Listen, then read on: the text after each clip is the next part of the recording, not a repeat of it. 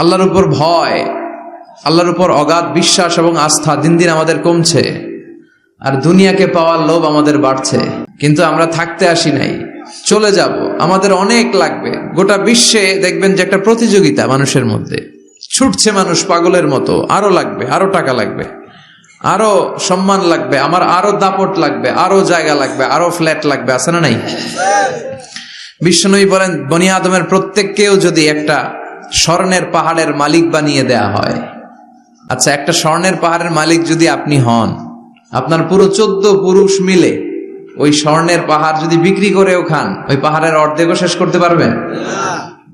বিশ্বনবী বললেন, প্রত্যেককে যদি একটা স্বর্ণের পাহাড়ের মালিকও বানিয়ে দেয়া হয়, প্রত্যেকে চাবে আরো একটা স্বর্ণের পাহাড় কেমনে নেওয়া যায়।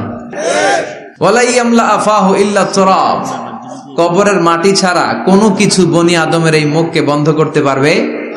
আরো লাগবে।